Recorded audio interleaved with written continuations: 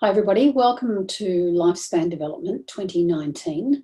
My name is Tracy Tressiter and I would like to welcome you to Semester 2 and to Lifespan Development.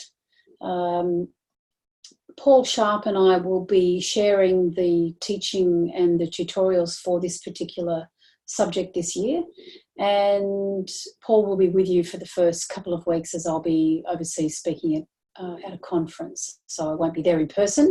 Paul will be looking after you for the first couple of weeks, then I'll meet you a little bit later on. So why bother studying lifespan development?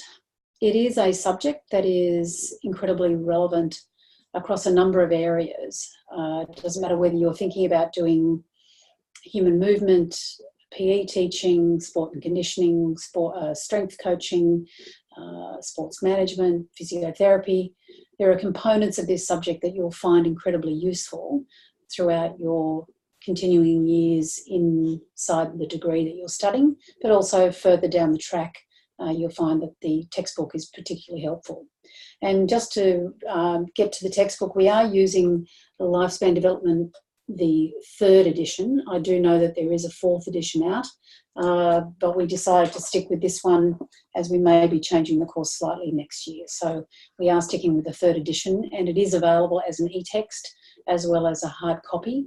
Many people enjoy being able to flick through the text. It is a rather hefty text. It's got a lot of pages in it. It's quite well laid out, but I think that don't worry, you don't have to read the whole thing. I do identify quite clearly within the tutorial outline on UTS Online which sections you need to read. So you don't actually have to read the whole thing. Just make sure you take a note of which ones you're meant to read.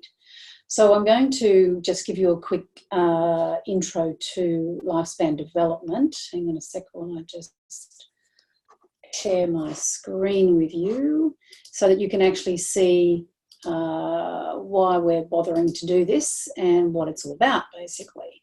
So let me just put that up there for you. So here we go. So basically, what is lifespan development and why is it important to study? And we know that there are multiple domains and we will be covering them throughout the semester. Basically, we do a lifespan each week. With the exception of adolescence and early adulthood. We spend a couple of weeks on each of those, mainly because it's the area that you will potentially be working in mostly, and also it's where you are right now. We also look at how society's views of the life stages have changed over time, what methods are used to study lifespan, and some important ethical considerations. Now, I'm going to just whip through it. I'm not going to make it too long because I know many of you don't watch the entire video, so I'll try and keep it as useful as possible. So what we're looking at here are what is the nature of development. So we're looking at the patterns of constancy and change. So this process of continuity and change throughout the life development. And it's a concept that explores both changes and constancies in physical growth, feelings and ways of thinking. These changes can be both specific or general. So specific examples include a child's first steps, their first words, and general examples include an older adult becoming aware of their growing wisdom or adjusting to retirement.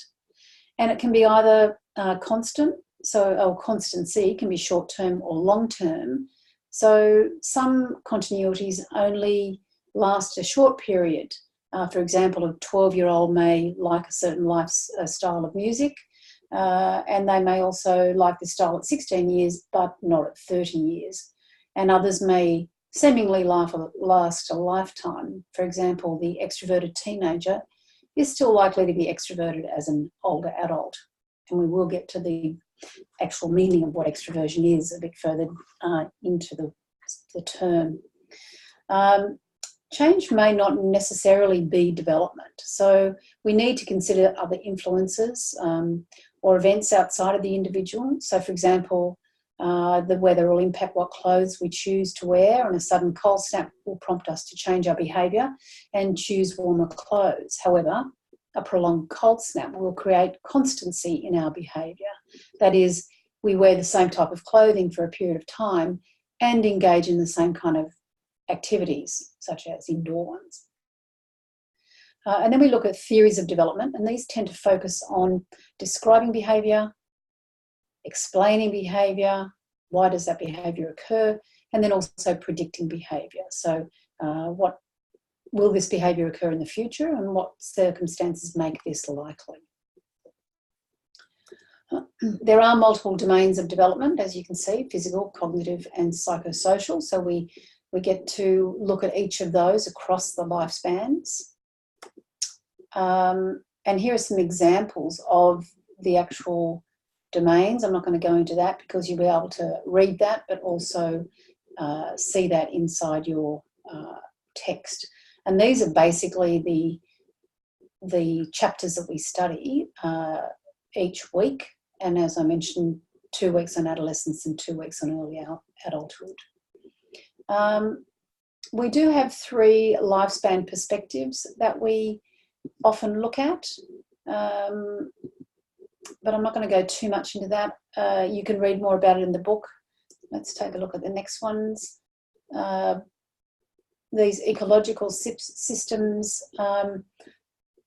So Bronfenbrenner's theory actually has provided an important framework through which to consider the multiple influences on an individual.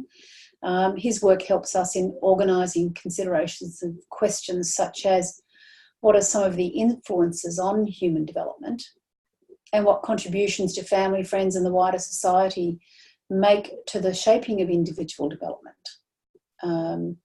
I quite like to call that a bit of nature versus nurture, or how does that combine?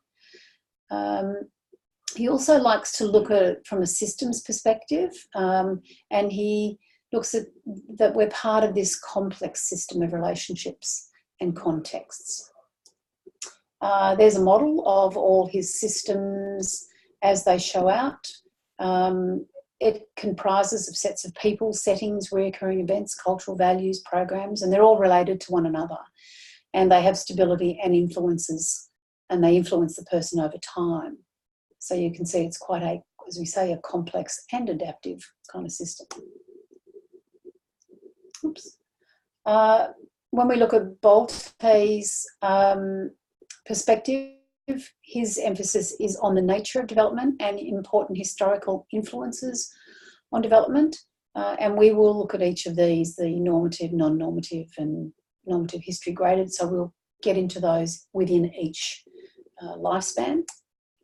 And Ford and Lerner's perspective is really what we describe simply as this developmental systems perspective. It's about what he considers is how the individual carries out transactions with their environment and how through these transactions their biological, physiological, psychosocial behaviour and environment either change or remain constant.